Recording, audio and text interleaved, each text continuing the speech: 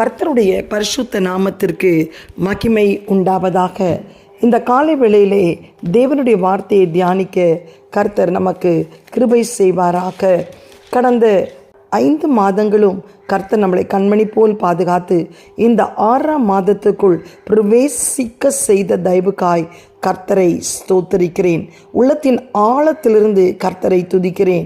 இந்த 6ஆம் மாதம் நமக்கு தேவன் இந்த நாளிலே கொடுக்கிற ஒரு வாக்குத்தத்தம், இந்த மாதம் முழுவதும் நம்மை காக்கும்படி கர்த்தர் கொடுக்கிற ஒரு வசனம் என்னவென்றால், சங்கீதம் 118 22 23, வீடு கட்டுகிறவர்கள் ஆகாதென்று தள்ளின கல்லே மூளைக்கு தலைக்கல்லாயிற்று, அது கர்த்தராலே ஆயிற்று, அது நம்முடைய கண்களுக்கு ஆச்சரியமாய் இருக்கிறது. இந்த காலை வேளையிலே கர்த்தர் சொல்லுகிறார், இந்த மாதம் உன்னுடைய வாழ்க்கையிலே எல்லா காரியங்களும் கர்த்தரால் ஆயிற்று, கர்த்தராலே ஆயிற்று, அது நம்முடைய கண்களுக்கு ஆச்சரியமாக இருக்கத்தக்க விதத்திலே இந்த 5 மாதங்களும் நீ எவ்வளோ காரியங்களுக்கு பிரயாசப்பட்டிருக்கலாம், ஜெபித்திருக்கலாம், வேதனைப்பட்டிருக்கலாம், அங்கும் இங்கும் ஓடி அலைந்து திரிந்திருக்கலாம். ஆனால் இந்த காலவெளியிலே கர்த்தர் சொல்லுகிறார், ஆகாதவன் என்று தள்ளப்பட்ட ஒரு மூளை, தள்ளப்பட்ட ஒரு கல் எப்படி மூளைக்கல் ஆயிற்றோ, மூளைக்கு தலைக்கல் ஆயிற்றோ, அதே மாதிரி தான் எல்லாவற்றையும் ஆகாதென்று தள்ளப்பட்ட காரியங்கள் எல்லாம் இந்த மாதம் அது கர்த்தரால் ஆயிற்று, அது கர்த்தரால் ஆயிற்று, அது கர்த்தரால் ஆயிற்று, அது கண்களுக்கு ஆச்சரியமாக இருக்கிறது என்று சொல்லத்தக்க விதத்திலே தேவன் உன் வாழ்க்கையிலே கர்த்தரால் காரியங்களை கைக்கூடி வர செய்ய போகிறார். ஹல்லேலூயா.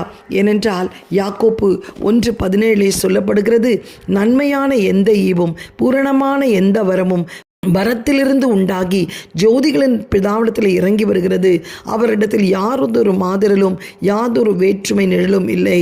கர்த்தருக்கு ஸ்தோத்திரம் உண்டாவதாக. எல்லாம் ஜோதிகளின் பிதாவிடத்திலிருந்தே கடந்து வருகிறது என்று வேதத்திலே சொல்கிறோம்.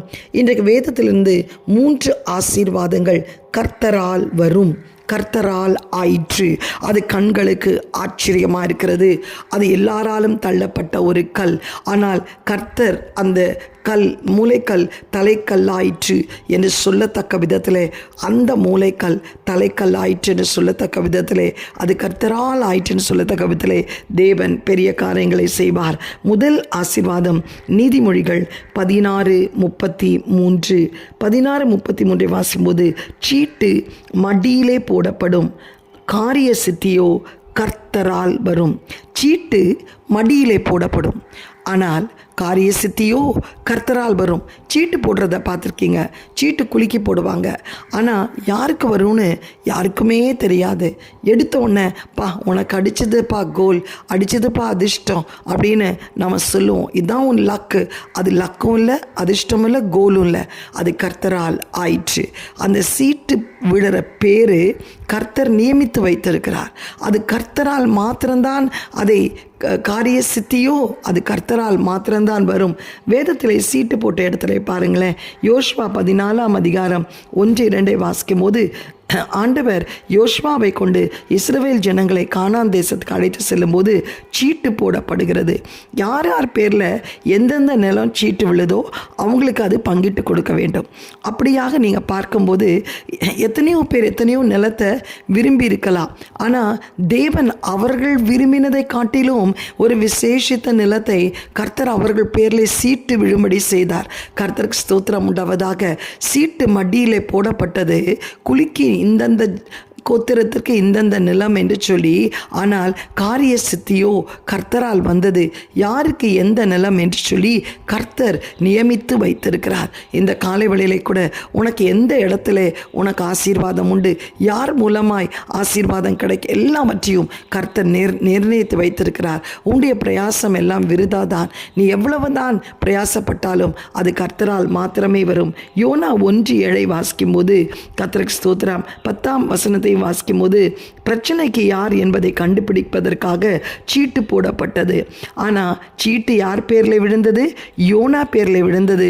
யோனா பேரில் விழுந்த உடனே யோனாவை தூக்கி சமுத்திரத்தின் நடுவிலே போட்டபோது பிரச்சனைக்கு ஒரு முடிவு உண்டாயிற்று.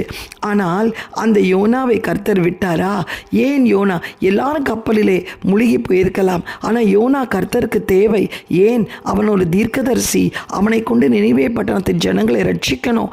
ஆண்டவருக்கு நினிவே பட்டணத்தின் மக்கள் மீது ஒரு பெரிய கரிசனை இருந்தது. ஆனால் அவர்கள் மனம் திரும்ப வேண்டும். கொண்டு போனார். அவன் ஒரே பிரசங்கம், இன்னும் 40 நாளிலே தேசம் அழிக்கப்படும். மனம் திரும்பினார்கள், உபவாசித்தார்கள், ஜெபித்தார்கள், கர்த்தருக்கு ஸ்தோத்திரம், இரட்டுடுத்தி சாம்பலிலே உட்கார்ந்தார்கள். கடுமையான ஒரு உபவாசத்துக்கு கிரியன் செலுத்தினார்கள். தேவன் இறங்கினார். ஹல்லேலூயா, கர்த்தருக்கு ஸ்தோத்திரம் உண்டாவதாக. யோனா மாத்திரம் அந்த கப்பலிலே முழுகி போயிருப்பானால் நினிவேக்கு ஒரு ரட்சிப்பு வந்திருக்குமா என்பதை நமக்கு அறியா. கர்த்தருடைய திட்டம் நம்முடைய வாழ்க்கையில நிறைவேறும். அது கர்த்தரால் தான் ஆகும். நினிவே பட்டணத்திற்குள்ள ரட்சிப்பு கர்த்தரால் வந்தது. கர்த்தருக்கு ஸ்தோத்திரம். ஜனங்களுக்கு நிலத்தை பங்கிட்டு அவர்களுக்குரிய நிலத்தை எடுத்துக்கொள்வது கர்த்தரால் வந்தது. இன்றைக்கு உன்னுடைய வாழ்க்கையிலே கூட உன்னுடைய கணவருடைய ரட்சிப்பு கர்த்தரால் வரும். உன்னுடைய பிள்ளைகளுடைய ரட்சிப்பு கர்த்தரால் வரும். கர்த்தருக்கு ஸ்தோத்திரம். சில பிரச்சனைகள் வரும்போது, சில மீன் வயிற்றில் போகக்கூடிய சூழ்நிலைகள் கடந்து வரும். உன்னை கொண்டு கர்த்தர் செய்வார். கலங்காதே, தேவன் உன் பட்சத்திலே இருக்கிறார். ஹல்லேலூயா. எலெக்ஷன் ரிசல்ட்ஸும் கர்த்தரால் வரும் என்ற நம்பிக்கையோடு நாம் காத்திருப்போம். பாருங்க, எஸ்தர் 6ஆம் அதிகாரம் 1-10 வாசிக்கும் போது மொர்தெகாயை குறித்து அவன் தனக்கு உதவி செய்தான் என்று ஆகாஸ்வேறு 4ஆம் புஸ்தகத்தை வாசிக்கும் போது அறிந்து கொள்கிறார். இப்படிப்பட்ட மனுஷனுக்கு கனம் செய்யப்பட்டதா என்று கேட்டார். கனம் செய்யப்படவில்லை என்று சொன்னார்கள். சொன்ன மாத்திரத்திலே கர்த்தருக்கு ஸ்தோத்திரம் உண்டாவதாக அவர் என்ன செய்தார் தெரியுமா? மனிதனை கனம் பண்ண வேண்டும் என்று சொல்லி அவர் யோசித்து கொண்டிருக்க வேளையிலே முற்றத்திலே ஆமான் நின்று கொண்டிருந்தான். முற்றத்திலே நிற்பது யார் என்று கேட்டார். ஆமான் என்று சொல்ல உடனே உள்ளே வாரம் என்று சொல்லி ராஜா கனம் பண்ணுகிற மனுஷன் எவ்விதமாய் கனம் பண்ண வேண்டும் என்று கேட்டபோது அந்த ஆமா நினைத்து கொண்டான், சீட்டு தன் மேலே தான் விழுந்திருக்கிறது, சீட்டு தன் மேலே தான் விழுந்திருக்கிறது என்று சொல்லி கர்த்தருக்கு ஸ்தோத்திரம் உண்டாவதாக எல்லா காரியங்களையும் சொன்னான். தன்னை எப்படியெல்லாம் கனம் பண்ண கொள்ள வேண்டுமோ அப்படியெல்லாம் சொன்னான். ஆனால் சீட்டு மொர்தெகாய் மேலே விழுந்திருந்ததை அவன் அறியாமல் இருந்திருந்தான். மொர்தெகாய்க்கு அப்படியே செய் என்று சொல்லும்போது அவன் உள்ளம் எப்படி இருந்திருக்கும் யோசித்து பாருங்கள். இன்றைக்கு சீட்டு மடியிலே போடப்படும். காரிய சித்தி கர்த்தரால் வரும். கொஞ்சம் கூட மொர்தெகாய் கர்த்தர் தன்னை இப்படிப்பட்ட ஒரு உயர்ந்த ஸ்தானத்திலே கொண்டு வந்து நிறுத்துவார் நினைக்கல. ஆமான் ஸ்தானத்திலே நிறுத்துவார். ஆமானின் வீட்டை தருவார். ஆமானின் முத்திரை மோதம் தன் கைக்கு வரும் என்று சொல்லி. ஆம், எனக்கு பிரியமானவர்களே, இந்த காலை வேளையிலே சீட்டு மடியிலே போடப்படும். காரிய சித்தியோ கர்த்தரால் வரும். 2வது நீதிமொழிகள் 18:22. மனைவியை கண்டடைகிறவன் நன்மையானதை கண்டடைகிறான், கர்த்தரால் தயை பெற்றுக்கொள்கிறீர்கள். கர்த்தருக்கு ஸ்தோத்திரம்.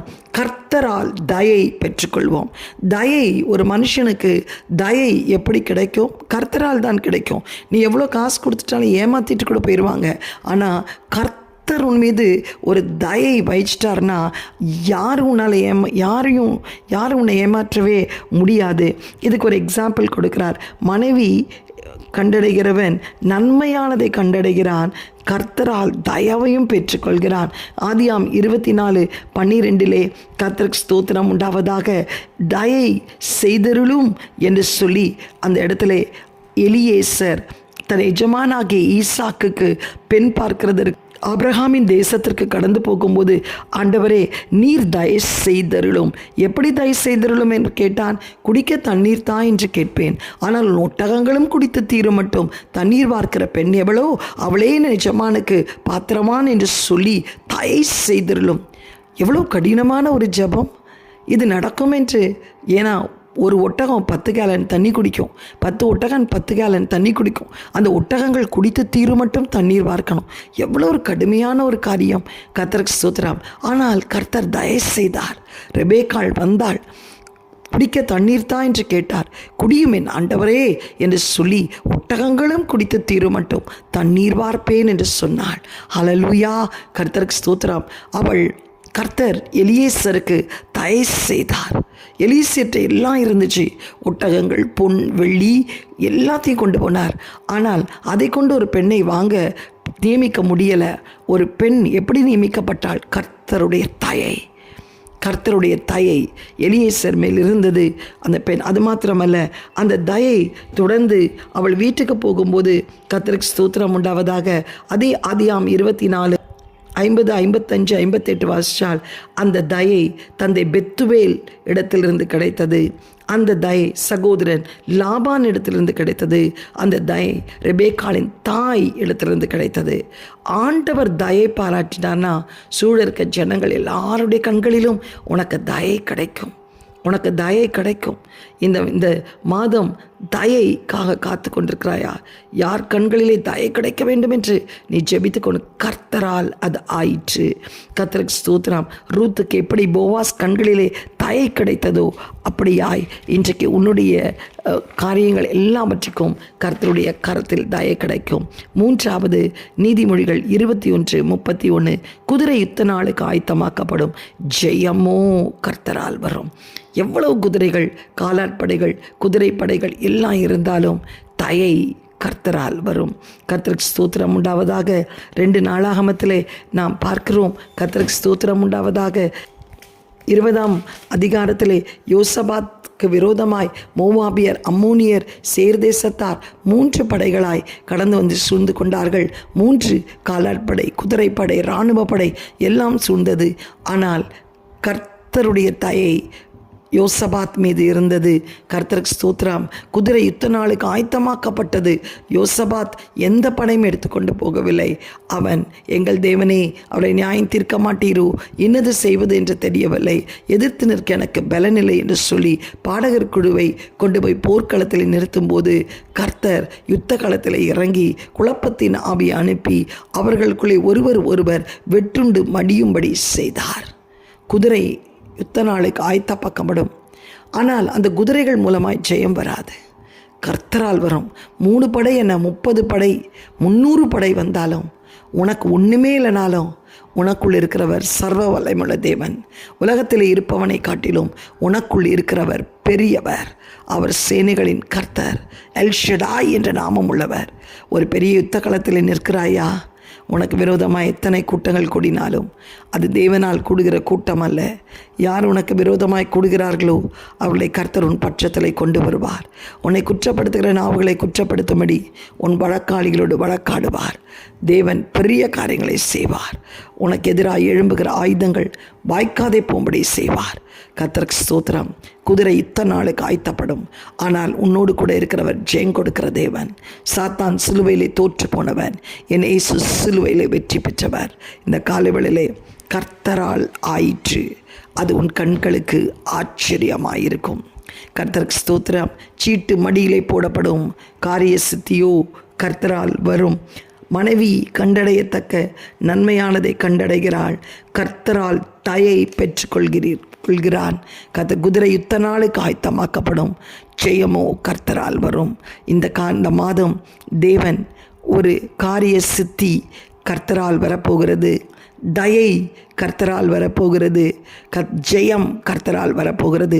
கண்களை மூடி ஜெபிக்கலாமா? எங்களை அதிகமாய் நேசிக்கிற நல்ல தகப்பனே, இந்த காலை வேளைக்காய் ஸ்தோத்தரிக்கிறோம். ஆண்டவரே, காரிய சித்தி எங்கள் வாழ்க்கையிலே கர்த்தரால் வரப்போகிறது. தயை கர்த்தரால் வரப்போகிறது. அப்பா ஆண்டவரே, ஜெயம் கர்த்தரால் வரப்போகிறதற்காய் உமக்கு ஸ்தோத்திரம். தேவன் எங்கள் வாழ்க்கையிலே அதிசயங்களை செய்து பெரிய காரியங்களை செய்ய போவதற்காய் உம்மை நன்றியோடு ஸ்தோத்தரிக்கிறோம். உம்மால் கூடாத காரியம் ஒன்றுமில்லையப்பா. நாங்கள் நினைக்கிறதற்கும் ஜெபிக்கிறதற்கும் வேண்டுவதற்கும் மேலான கிரியைகளை கர்த்தர் செய்வீராக. தேவரீர் எங்களுடைய வாழ்க்கையிலே சகலத்தை அறிந்திருக்கிறீர். நினைத்து தடைப்படாது. என் கிருபை உனக்கு போதும் என்று சொன்ன தேவன், உம்முடைய கிருபையில் பலப்பட கர்த்தர் உதவி செய்வீராக. உம்முடைய ஆசீர்வாதம் எப்பொழுதும் எங்களோடு கூட இருக்கட்டும்.